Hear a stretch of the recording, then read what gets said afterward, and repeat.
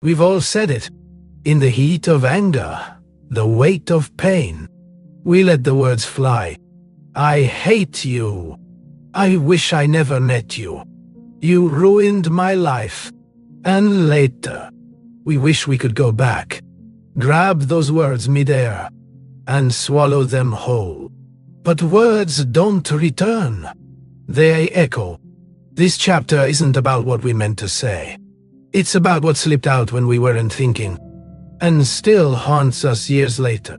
We like to believe time heals, but some words leave scars deeper than silence ever could.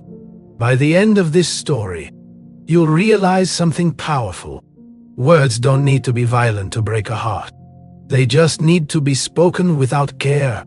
Meet the Zanadadayan, 29, teacher, strong-willed, fiercely independent. She loved her mother deeply, but like many daughters, they fought often. One night, it was over something small. Dirty dishes again. Sana, exhausted after a long day, exploded. Why do you always act like a victim? You make everything harder. Sometimes I just want to breathe without you in my ear. Nashininchel. Her mother didn't shout back. She just nodded quietly and went to bed. The next morning, a heart attack. She never woke up. Sana never got to say sorry. Never said, I didn't mean it. Never said, I love you, even when I'm angry. And now, that one outburst was the last chapter of their story. She replays it constantly.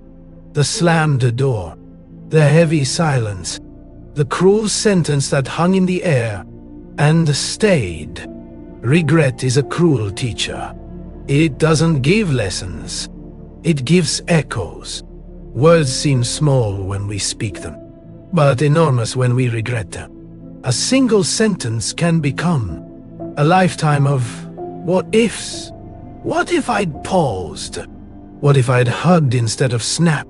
What if the last thing they heard from me was love, not anger? Sana tried therapy, prayer, journals, but nothing erased that moment. Until one day, she visited her mom's grave. She sat beside the stone and whispered, I messed up, and I live with that. But I also loved you with my whole soul. I hope you knew that, even in my worst moment.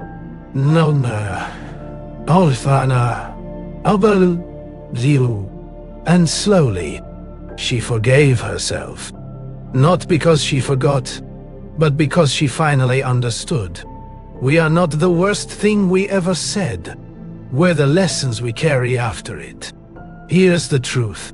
If you're watching this and thinking of someone, text them, call them, stand beside them. Say what you've been avoiding. Because the only thing worse than saying the wrong thing is waiting too long to say the right one. And if you've hurt someone, own it. Even if you can't erase the past, you can still shape the next sentence. In Chapter 9, we uncover the most manipulative kind of words. The ones that sound like love, but are used to control. Kindness twisted into guilt. Affection used like a chain. We call it love, but it feels like prison.